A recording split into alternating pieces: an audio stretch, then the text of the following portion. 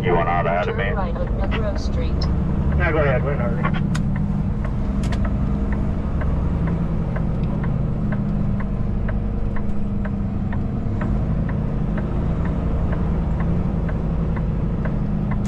Okay, mga chay, meron akong konting detour dito sa Iowa, dito sa side na to. Instead, nadyan kami sa highway sa 218 papuntang 35, pero meron siyang bridge construction. Dito ako dadaan sa 218 North, Continue on Monroe Street. and then 9 West, 218, and then 218, and then babalik ulit ako ng 35 sa Interstate 35 papuntang Minneapolis.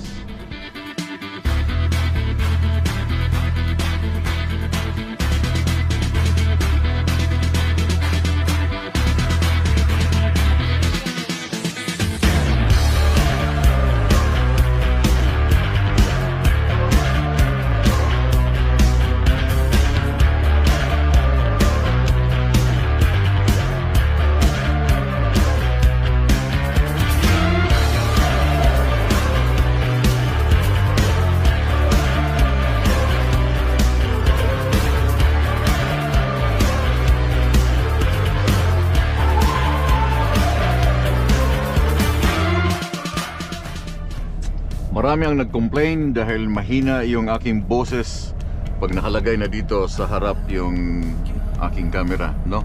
Siguro nga dahil sa lakas ng tunog ng makina. So anyway, pasensya na sa mga may mga konting technical problem, but again, sige, try ko to ulit kasi hindi na talaga ako gumagamit ng mic kasi I think na mas malakas na yung aking boses. But still, dahil yung engine noise dun sa labas, kinukuha niya dito sa harap. So ibabalik ko to. Ito lang yung problema pag maglalagay ka ng DJI mic, kasi every now and then kailangan mo siyang i-on, kailangan minsan nawawala yung audio, no? Pero pag kaharap mo yung camera, kasi pag nagsasalita ka ng sa harap, okay naman siya eh. Pag medyo malayo na sa akin, mga 2 feet, 3 feet, 2 feet, so lalagay ko itong aking Tilisen na housing, kasi hindi siya pwedeng lagyan ng DJI mic pag wala siyang housing dahil wala siyang pagsasabitan.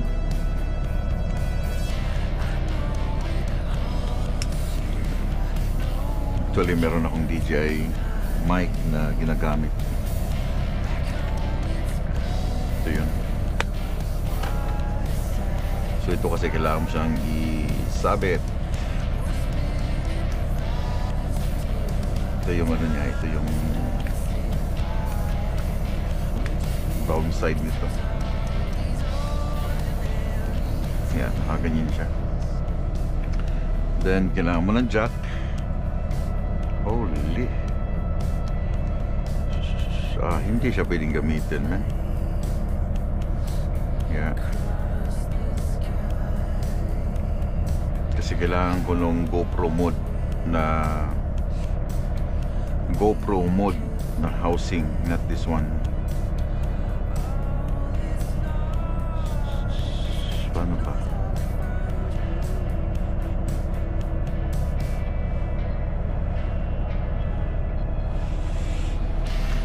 I think meron ako dito.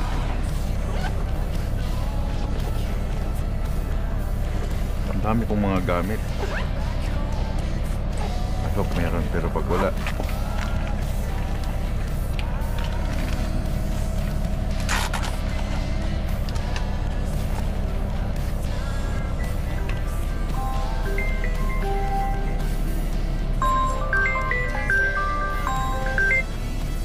hello?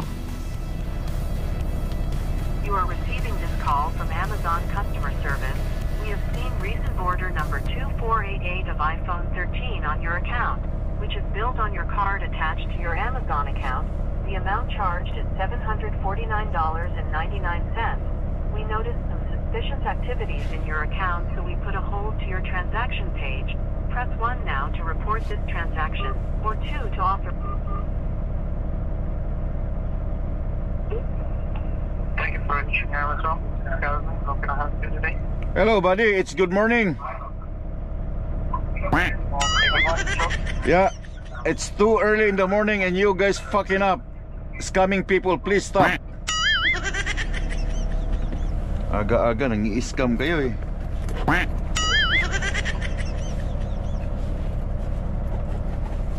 Mason sa yung mata. Hindi siya pwedeng lagyan. Kailangan siyang...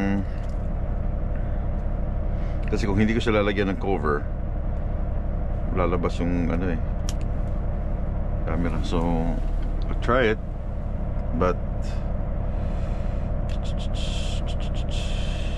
hindi siya pwede. Out. Kasi kailangan naka-jack siya dito.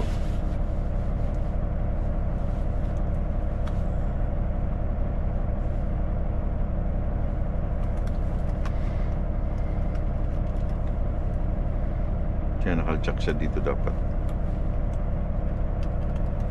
Anyway, yeah, gagawa ko ng paraan para tawag dito. Pasensyahan nyo muna ngayon, order ako sa Amazon ng ano, ng gadget ng iba. Wala. Kailangan ko ng GoPro mode na extension. GoPro mode na case. So ang gagawin ko, hindi na lang muna ako magsasalita para clear, no? Sasalita na lang ako mamaya pag ano, pag kuha ko na yung aking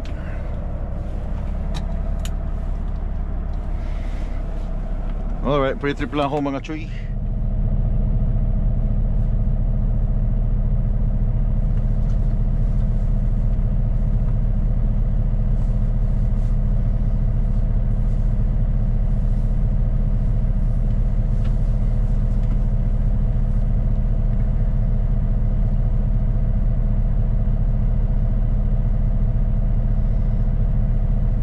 Sasagutin ko lang tong isang nagtanong dito from Japan.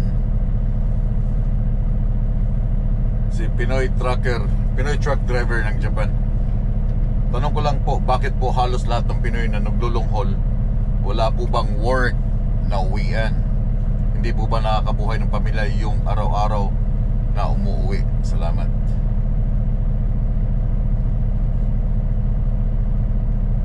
Okay. Merong mga trabaho dito sa Canada, hindi naman lahat naglulunghol. Okay? Mayroong mga every night home, every other day home, every weekend home. Yung mga regional, yun ang mga city driver. Merong ganun. May mga trabahong ganun. So nasa tao lang yun. Preference ng tao na gusto niya mag-long haul, gusto niya yung long drive. Kasi kung okay naman yung every night home, every other day home, okay yun siya. Yeah, okay yun. But yung sa akin, yung every night home, nung nasa PH ako, nasa pulang truck ako, I mean sa tanker, uuwi ka ng bahay around 8 or 9 ng gabi. Like example, nag-start ka ng 8 o'clock in the morning, kasi 13 hours drive plus 2 hours off duty, so 16 hours window every lahat, no? 16 hours window plus 8 hours off duty, so that's conclude that's total of 24 hours a day. So example, every night home ka, nag-start ka ng early in the morning, mga 8 o'clock or 9 o'clock in the morning, then umuwi ka rin ng mga 9 o'clock ng gabi. Okay? Kasi dami mong deliveries, dami mong mga load, reload, unload, ganyan. So pagdating mo ng 9 o'clock, pagdating mo sa bahay, pagod na pagod ka, hindi ka naman agad makakatulog. Ito, experience ko lang, hindi ka agad makakatulog. Then, tutulog ka around 11 o'clock, 12 o'clock, kwentuhan, mga bata. And then, after 8 hours, kasi 8 hours lang yung tulog sa Canada, sa mga hindi nakakalam. 8 hours lang para sa mga driver. Sa America, 10 hours, kagaya nito ngayon, nakasubra lang ako. 13 hours na ako ngayon dito nag-standby. Kasi hindi naman ako nagmamadali, pauwi na ako ng Winnipeg. So explain ko lang to sa city. Pagdating mo ng bahay, 8 hours ka na nakatulog, tulog ka nang, dumating ka na ng alas 9, nag-clock out ka na sa opisina around 8:30, dumating ka ng bahay mo, mga 1 hour ang biyahe, or 45 minutes, dating ka 9:30, kakain ka, hindi ka naman agad makakatulog, kwentuhan, kulitan sa mga bata, tutulog ka mga 12 o'clock ng midnight. So, doon sa pag-clock out mo pa lang, doon sa truck, mag-i-start na yung 8 hours doon sa truck, okay? Yung truck, 8 hours. Tatakbo na yung oras niya. And then after 8 hours, yung clock ng truck, bukod yung sayo, kasi nag-travel ka pa ng 45 minutes, pero pagka-out mo dun sa truck, nag-sleeper berth ka na or nag-off duty ka na sa truck, mag-count na yon ng 8 hours. Pag-gising mo ng umaga, naka 8 hours na yung truck doon, siyempre ikaw, dahil meron kang reload kinabukasan, natulog ka ng 12 midnight, gigising ka uli ng mga 3 o'clock, 4 o'clock, winter time, napakalamig. Halos ang tulog mo lang is 4 hours less, pero okay siya kasi every night home ka, nakakabuhay. Merong company dito, may mga company dito na nabubuhay naman, but preference yun ng driver. Pero pag long haul ka, gusto mo ng long haul, mahaba yung oras mo, mahaba yung tulog mo, makakatulog ka ng maayos, but you're away from home, okay? Okay din yung bayaran, but you are away from home. So nasa iyo yun na truck driver, gusto mo ng tatlo kasi yung pagpipilian mo. Sa tracking sa tracking, city driver, every night home, ikot-ikot ka lang sa syudad. Minsan lalabas ka ng syudad, lalabas ka ng ilang oras. City driver. Next is regional. Minsan uwi ka every other 3 days, every 4 days, every weekend. Yan ang regional. Or straight mo yung 5 days, off ka ng Sabado at Linggo. Okay? Tap ko lang to. And ito yung next, ito yung long haul. Okay, ito yung long haul. Yung long haul, it takes 2 weeks, 3 weeks sometimes. Dito sa Amerika, it takes 4 months sometimes, 3 months sometimes bago sila makauwi. Okay? Kasi state by state ang mga long haul dito. Talaga pagdating ng California, takbo na naman ang ibang state, takbo na naman ang ibang state, pero taga Chicago ka. Okay? Depende yon sa preference mo. Kung ano yung gusto mo sa trucking, gusto mong more experience sa highway, gusto mong, di ba? Nasa iyo yun. Kung gusto mong banjing-banjing lang, gusto mong traffic, syudad, atras, unload, nakakapagod, no? Kasi load ka, unload ka naman. Long haul, bigyan ka ng isang load, papuntang Texas to 2 days and a half, depende kung saan galing kang probinsya. 2 days and a half, example Winnipeg, 2 days and a half papuntang Texas. Mahabang driving yun, more on driving. Wala kang gagawin sa likod kasi yung delivery mo Texas So ang regional naman, load dito, after kinabukasan unload, reload naman, after kinabukasan unload naman. So ganun. Ang long haul, more on driving. Isang beses mo lang ibabagsak, isang beses mo lang ikakarga, then ilang araw mo siyang ida-drive. So yun ang difference. Ilang araw ida-drive, isang karga lang yun. Okay, wala siyang multiple drops. Depende sa America, Canada, kadalasan isang pick up lang sa amin, then isang unload. Minsan nagkakaroon ng dalawa. Sa regional, nagkakaroon sila ng mga 3, 6, 7, 15 pick up, unload, takbo, unload, takbo. So nasa iyo yun, preference mo kung ano yung gusto mo. Long haul, regional, or city driving. Ano yung mas tawag doon, yung pinaka gusto mo sa buhay. Pero bago mo gagawin yung mga bagay na yan, bago mo tatahakin yung mga bagay na yan na gusto mong mag-long haul, talk to your family, your wife, especially your wife. Honey, baby, my loves, so sweet, gusto ko mag-long haul, okay ba sa'yo? Kasi kung hindi mo sa kakausapin yung family mo, hindi mo kakausapin yung wife mo, maapektuhan sila. Okay? Mawawala ka, yung wife mo, she will do everything, grocery, everything. Magdadrive siya, maghatid. So ikaw, you're out of your family for a couple of weeks kasi long haul ka. Lagi niyong i-involve yung family niya, lagi niyong i-involve yung asawa ninyo, kausapin niyo kung papayag. Pero kung hindi papayag yung asawa niyo, huwag niyo nang ipilit, sundin niyo yung asawa ninyo. Yeah. Yung aking asawa, sanay na siya dahil after ko dun sa Armed Forces, nag-Saudi ako ng 6 years, no? So 2 years bago ako makauwi, 3 months aking bakasyon, then 2 years na naman bago ako makauwi. So itong long haul ngayon, hindi naman siya umaabot ng 2 years, but ano na siya, mga 3 weeks, napaka short lang, short period of time, short period of time. 3 weeks saglit lang, then uwi 1 week, 5 days.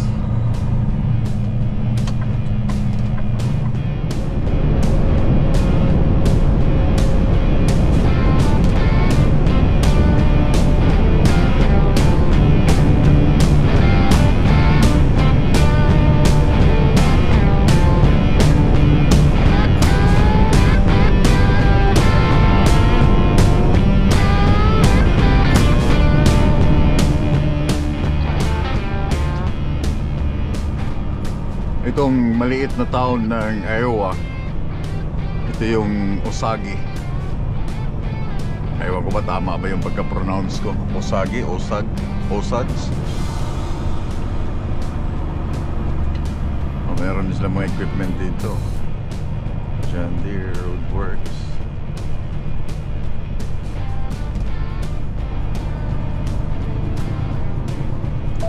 So 45 kilometers to I-35 North.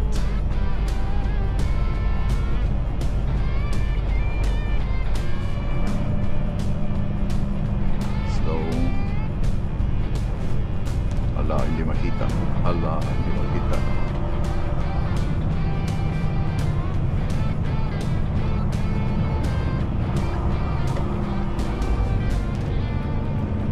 Sagihan tayo dito. Lako.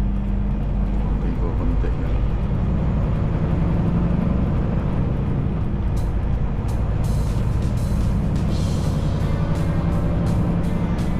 Itong mga cones sa gilid, okay lang yan pag may mga construction kasi pwede mo siyang banggain eh.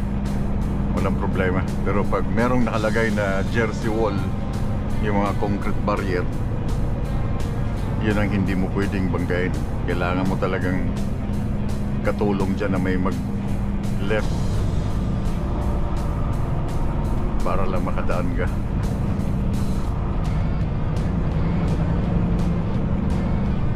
Pero why and why meron palang construction dito.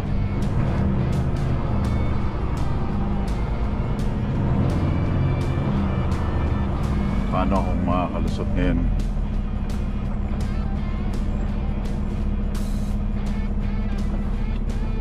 Yeah, go.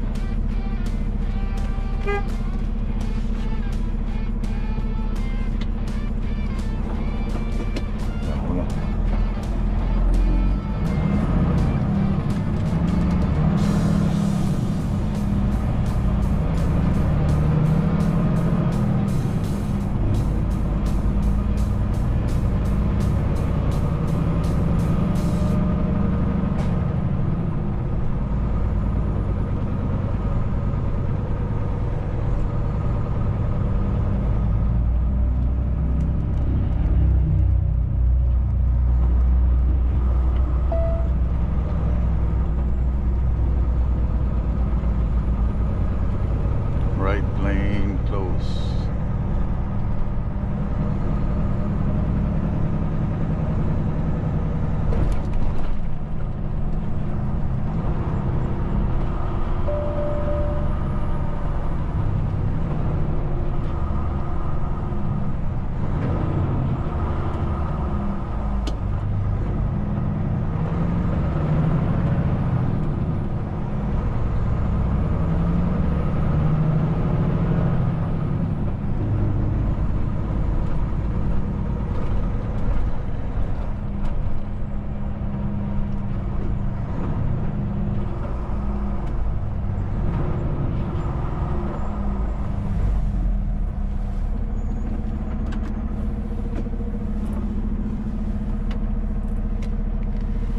Central Bank.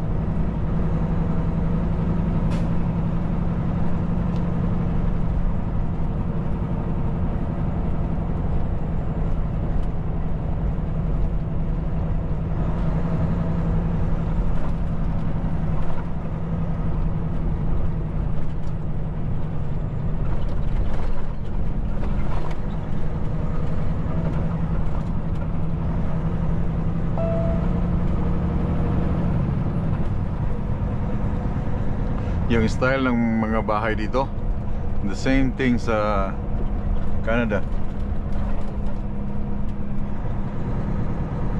But not sure if meron silang basement. Not sure, I don't know.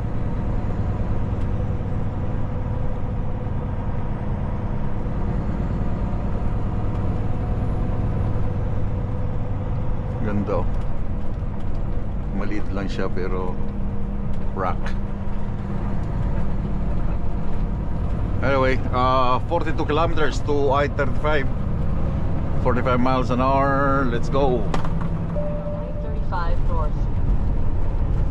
There you go. I-35 north. Puntang Minneapolis.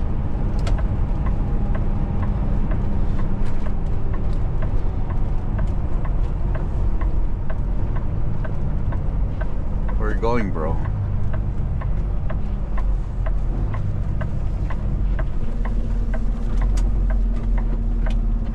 Arriving at coordinates on the left. Right on.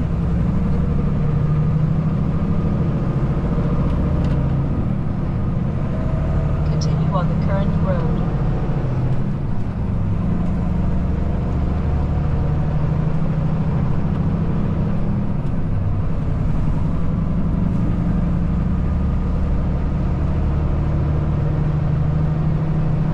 I can't get over oversized. Yes, sir, go ahead. Thank you. Yan ang kagandahan sa mga professional old style trucker. May mga radio, gumagamit ng radio. Yung iba walang pakialam.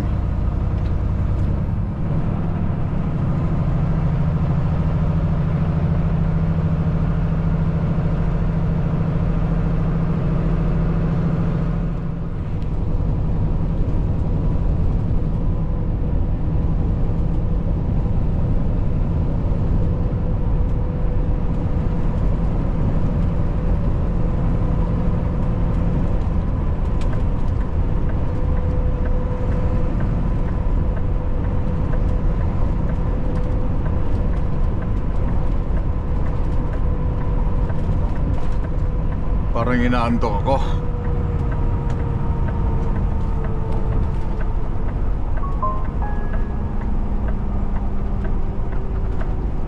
"33 kilometers bago mag Minneapolis, guys."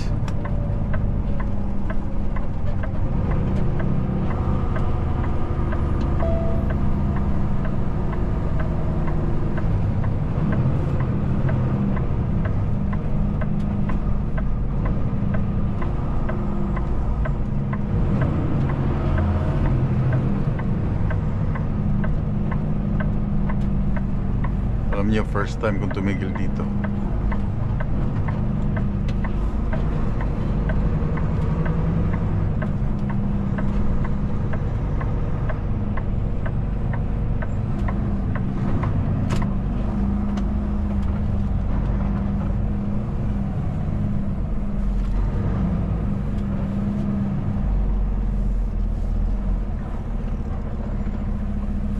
Ay, ay, ay.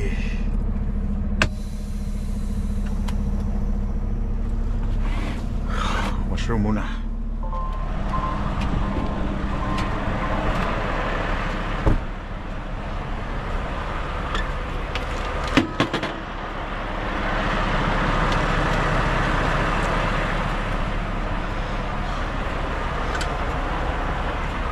Nakakantok.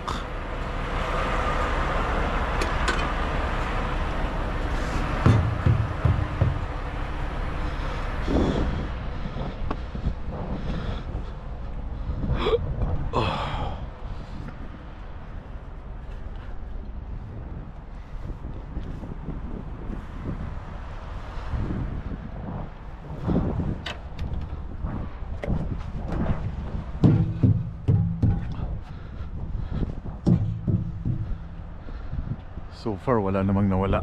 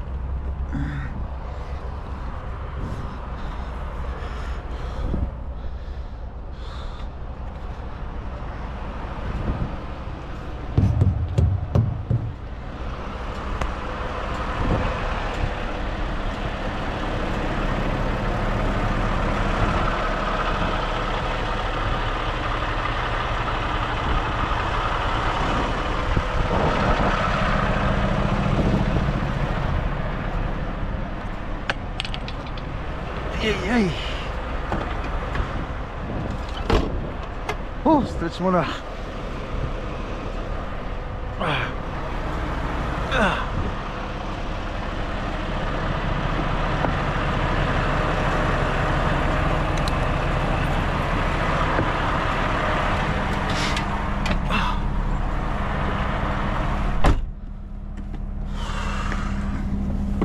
Kanto kanina. Tara na.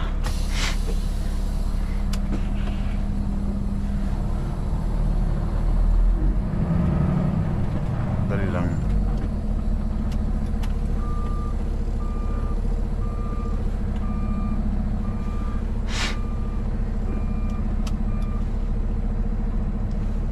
Kalimutan ko palang isettle ko muna yung hangin sa trailer.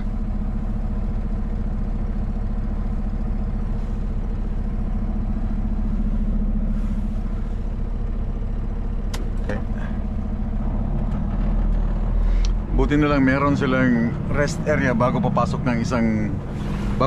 sa city. Dahil pagpasok mo ng Minneapolis, wala nang truck stop dun sa loob.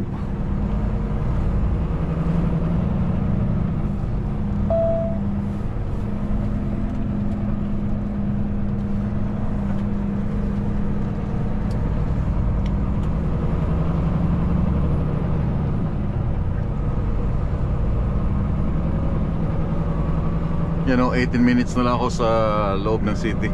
Continue on the current road. Meron akong detour na isa, dalawa, tatlo. Tatlong detour sa loob ng isang detour sa loob ng Minneapolis, dalawa sa 94. Paglabas ko ng Minneapolis, meron akong dalawang detour.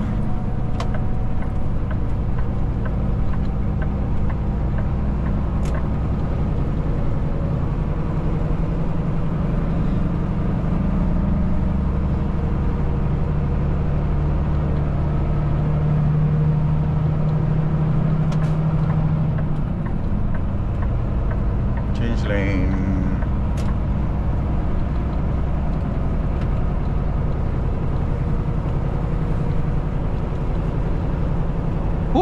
Ano pa lang, 4 hours pa hanggang North Dakota.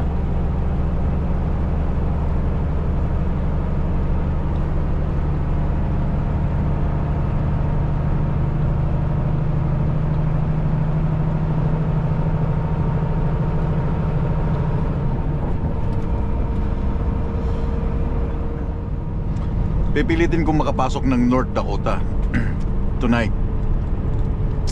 Kahit hindi na ako pwede. Dahil 11.7 lang yung allowed nila na mag-drive ka ng 11 feet and 7 inches lang yung allowed nila na mag-drive ka ng gabi sa North Dakota. Ang sunset is around 6 o'clock, 6:10. Ang oras ay mag-aalas 5 na ng umaga. So meron na lang akong Please drive to highlighted route. isang oras. Take the exit on the left to I-94 west toward Muirhead. Pwede rin akong tumigil dito pero napakalayo pa sa akin papuntang border ng Canada. Abot pa ako ng mga 3 hours or almost 4 hours pag dito ako titigil.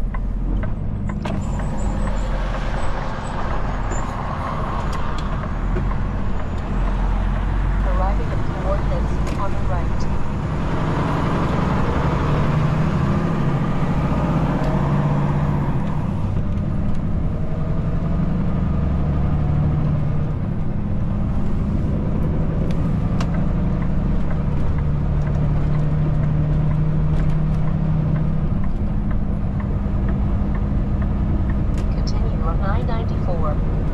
Okay, let me check kung ilang oras pa hanggang border. Oh, hindi, hanggang ano lang pala to.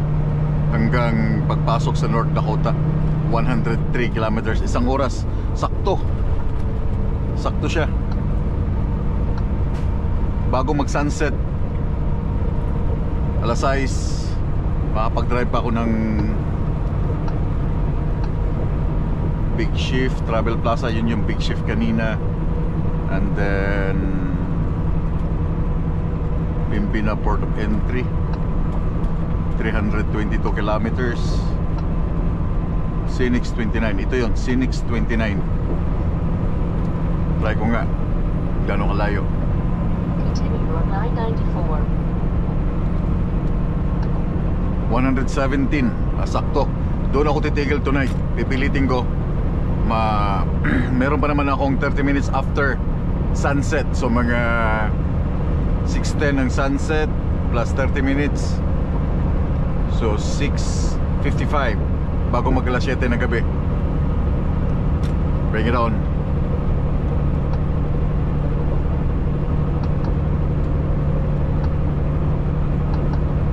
Aabot pa ako. Para ano na lang siya, mga 2 hours na lang to border ng Canada. Yan, malapit lang siya sa Fargo. Yung aking ano pala, yung aking tweak card ay hindi pa approved. Okay, on process pa. Maganda sana kung na-approve na, pwede ko na siyang daanan dito sa Fargo. Ano, pagkatapos ng Fargo, pagliko ko, mga 10 minutes swak. Siguro kasi dapat titigil na ako dito eh. Inspection pa. Take exit 72 on the right toward Fargo, then take the first right. Ano, diretso ako. Dapat dito titigilan mo tonight. But my next rest area siguro.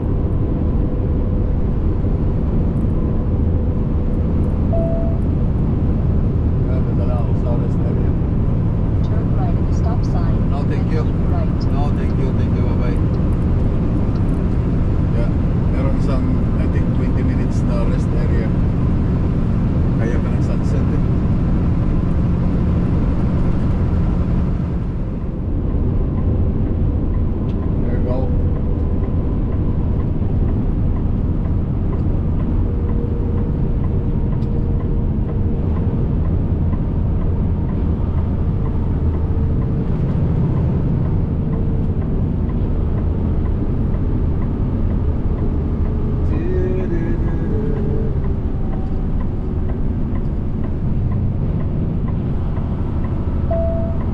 Walang tindahan. So rest area lang siya, meron siyang washroom. Arrive at 129 rest area Hillsborough on the left. Meron pa naman akong kape para bukas na umaga. So I think I'm good. Dito na. Mga ano na lang to. Mga 1 hour and 45 minutes to border. Dito na ako sa gilid pa para. Arriving at 129 rest area Hillsborough on the left. Thank you. Dito ako lang yung nagpaparada para akin ang buong space dito sa left side.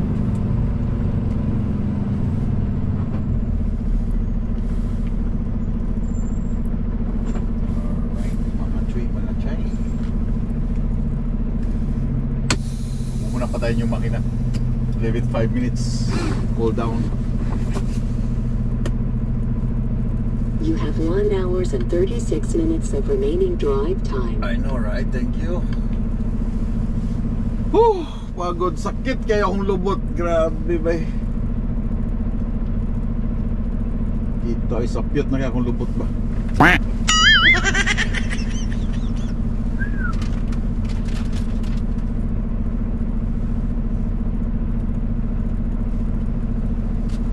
Kaya kanina para hindi ako antukin, meron akong roller coaster Jack Angel.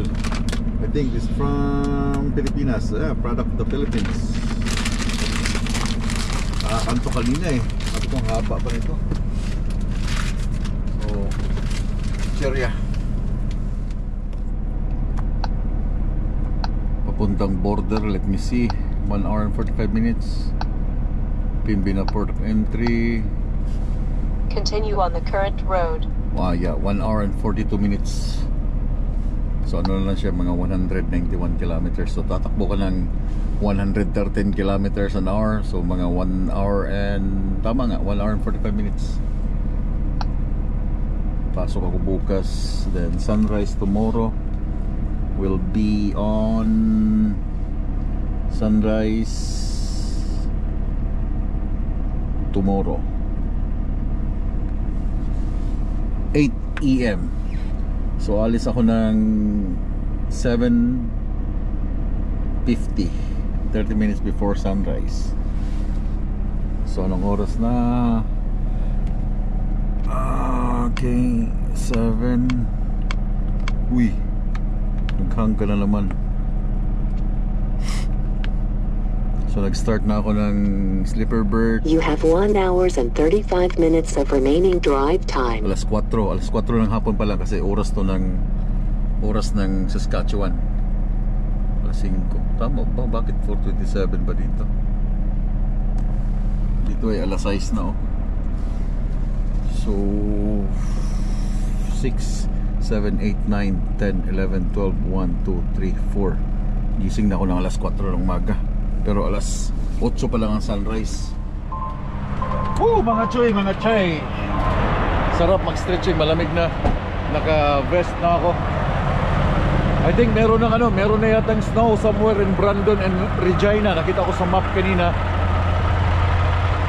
And yung aking destination ay Regina. So, saan ba? So ibig sabihin, sasalubungin ko ang snow. But I'm not sure until kung bukas meron pa rin. So sa biyahe, time management, journey plan, saan ka titigil, anong oras sunset, saan abutin yung oras mo. Ito yung kalbaryo ng mga oversized na mga driver dahil hindi na nga kami pwedeng humataw pagdating ng sunset, but different sa iba't ibang state. Iba't ibang state ang rules.